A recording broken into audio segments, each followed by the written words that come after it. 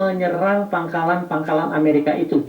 Karena dari sanalah berasal alat-alat militer Iran yang bisa mengirimkan rudal. Seperti yang terjadi di perang sebelumnya dari lapangan terbang pangkalan udara Amerika di Qatar, disitulah pesawat-pesawat terbang Amerika diluncurkan, dikirim dengan membawa bom yang kemudian juga membantu serangan Israel dengan mengisi bahan bakar di atas udara menyerang Iran.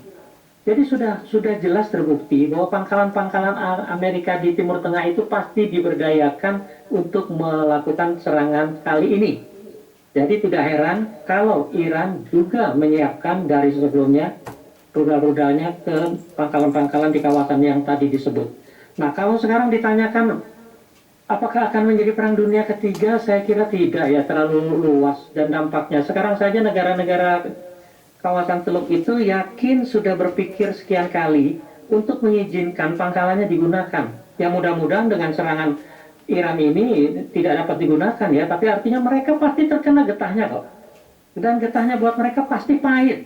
Kesejahteraan, pembangunan, bisnis yang sekarang sedang booming di kawasan itu akan dengan sekejap menjadi medan laga perang yang pasti kehilangan investor, ekspatriat pasti keluar. Sekarang saja sudah dikabarkan lapangan-lapangan terbang komersialnya sudah mulai dipadati oleh orang-orang yang ingin keluar dari negara-negara itu.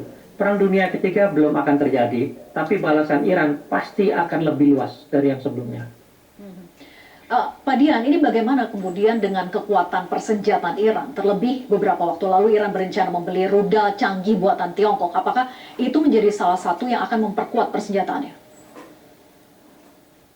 Mbak Vera, alat-alat perlengkapan militer dari Rusia dan Cina sebenarnya sudah datang secara bergelombang dari sejak perang bulan Juni lalu, perang 12 hari itu. Nah, sekarang sudah waktunya alat-alat itu sudah siap digunakan. Buat saya itu yang akan menjadikan perang kali ini akan lain dari perang sebelumnya. Karena ketika itu saja Iran dengan kemampuan persenjataan yang hanya mereka miliki dan mereka buat sendiri, ini mereka sudah dilengkapi dengan senjata bantuan yang jauh lebih banyak, lebih masif, dan juga kemampuannya banyak yang lebih bagus dari senjata sebelumnya. Artinya apa? Ya sekarang Iran tinggal menggunakan semua itu kok, sudah ada di tangannya kok. Kalau tidak digunakan ya buat apa dia didatangkan dari Rusia dan Cina. Itulah yang akan membuat perbedaan signifikan antara perang 12 hari tahun lalu dan perang yang dimulai hari ini, yang saya yakin juga tidak akan lama, karena Israel pun akan berpikir sekian kali lagi, dan terutama penasehat Trump itu pasti berpikir lagi untuk apakah melanjutkan nasihatnya untuk membiarkan Trump mengizinkan perang dimulai hari ini. Saya kira perang akan terbatas. Siapa kemudian pihak ketiga yang bisa melakukan kembali perundingan? Karena kan sebetulnya jadwal perundingan baru itu akan dilaksanakan pekan depan, yaitu di Wina, Austria. Nah, apakah ini serta-merta menunjukkan kegagalan dari perundingan sebelumnya di Jenewa, kemudian rencana ke depan pun akan batal untuk di Wina ini? Betul, Mbak. Otomatis dengan serangan ini perundingan Jenewa pasti terhenti. Dan kapan dimulai belum tahu lagi. Tapi yang pasti diplomasi tidak berhenti. Karena negara-negara kawasan Teluk pasti tidak akan membiarkan perang ini berlarut-larut, karena mereka sudah akan merasakan getahnya sekarang-sekarang ini. Artinya apa? Diplomasi sekarang akan beralih pada diplomasi kawasan. Tidak lagi diplomasi katakan bilateral yang dilakukan dengan Iran, dengan walaupun ada Cina dan ada Rusia di diplomasi di perundingan Jenewa itu.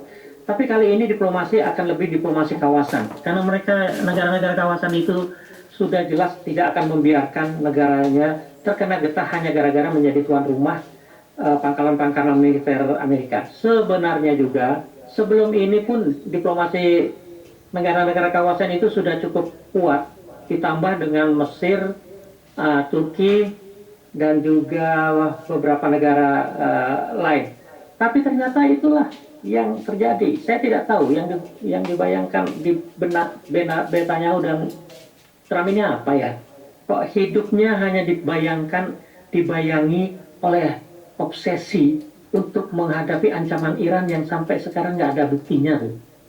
Bahkan sekarang kalau mau dikaitkan, nanti mungkin ada kaitan ditanyakan kaitannya dengan BOP, ingin menjadi pendamai dunia tapi memulai perang, ingin menjadi penerima Nobel perdamaian yang diminta dari pemenang Nobel perdamaian yang dari Venezuela itu, sekarang mempromosikan perang. Saya nggak tahu juga maunya apa Trump ini. Ya, Pak Dian, walaupun tadi Anda katakan bahwa ada pihak ketiga yang nantinya juga akan menengahi begitu ya dalam perundingan yang harusnya bisa terjadi karena akan merugikan mereka untuk kawasan Timur Tengah. Tapi apa sih sebetulnya yang diinginkan oleh Amerika Serikat dari perang ini? Karena walaupun nanti akan ada perundingan, pasti juga Amerika Serikat menawarkan hal-hal yang menjadi keinginan mereka. Apakah salah satu tujuannya ini untuk menjatuhkan rezim Ayatollah Said Ali Khamenei? Mbak, kita kan sudah melihat bahwa di bawah rezim monarki yang terjadi adalah penindasan terhadap rakyat. Rakyat berontak menjadikan Iran, revolusi Iran menjadikan Iran menjadi negara Islam Iran. Buat saya negara Islam Iran yang masih berusia 47 tahun ini sudah membuktikan walaupun di bawah sanksi memberikan kesejahteraan bagi rakyat. Nah, kalau sekarang ditanya apa tujuan Amerika, buat saya Amerika sebenarnya bukan, walaupun tujuannya buat di benak orang seperti Trump, siapapun yang memimpin Iran dan tidak mengikuti kemauannya pasti disikat.